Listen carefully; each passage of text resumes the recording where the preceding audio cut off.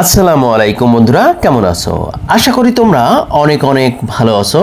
আজকে যে বিষয়টা তোমাদের সাথে শেয়ার করতে যাচ্ছি সেটা হচ্ছে কোনো ব্যক্তি বা বস্তু বা প্রাণীর কোনো কিছু ছিল বোঝায়, অতীতে কোনো কিছু ছিল বাট বর্তমানে নেই, এরকম কথা বোঝাতে যে আমরা হ্যাডের ব্যবহারটা করব। সো বন্ধুরা, আবারও বলতে পারি কোনো ব্যক্তি বস্তু বা প্রাণীর কোনো কিছু ছিল বোঝায়, তাহলে আমরা হ্যাড এর ব্যবহারটা করব। হ্যাড মানে ছিল, আমরা জানি যে এইচ এ ডি, এই হ্যাড মানে ছিল।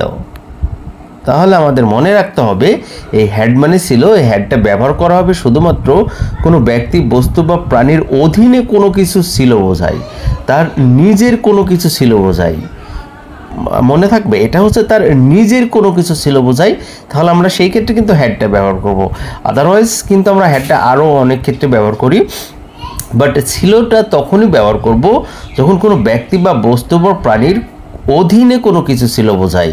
যেমন আমরা কয়েকটা এক্সাম্পল আমরা এখানে দেখে আসি। দেখো, কয়েকটা এক্সাম্পল দেখলে আমাদের কাছে ক্লিয়ার হয়ে যাবে এটা। যেমন প্রথমে দেখো, আই হ্যাড এ ডগ।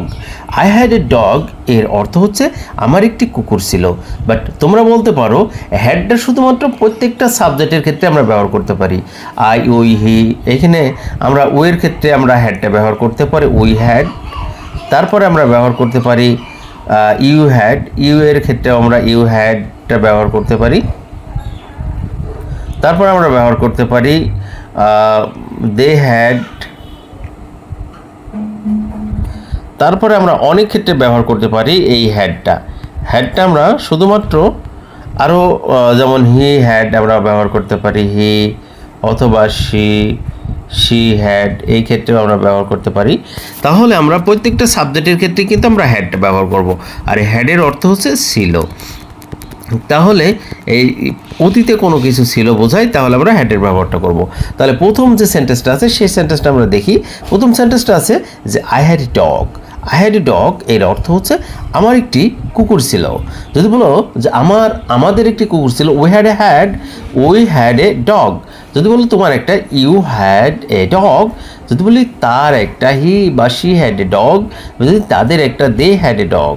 এভাবেই কিন্তু তোমরা করতে পারো। তারপরে দ্বিতীয় সেন্টেন্সটা দেখো, শি হ্যাড এ ফোন।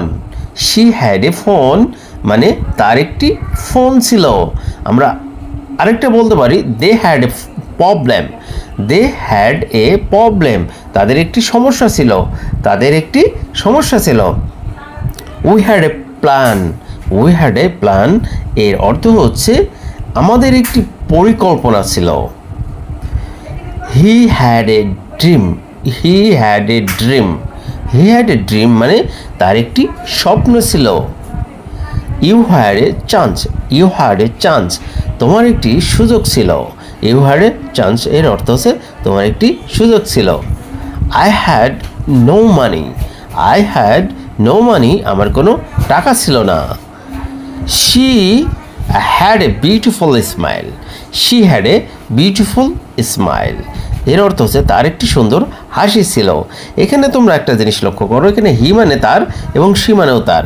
এখন সেটা সবসময় এটাকে উল্লেখ করে মেয়েদেরকে বোঝায় যে she had a beautiful smile, সেই ক্ষেত্রে কিন্তু মেয়েদেরকে উল্লেখ করছে। আর হিটা কিন্তু উল্লেখ করছে ছেলেদের ক্ষেত্রে। যদি মনে করো তোমাদের কাছে ভিডিওটা ভালো লেগেছে, অবশ্যই ভিডিওটা শেয়ার করে দাও। আজকে এই পর্যন্ত, ভালো থেকো, সুস্থ থেকো, আল্লাহ হাফেজ।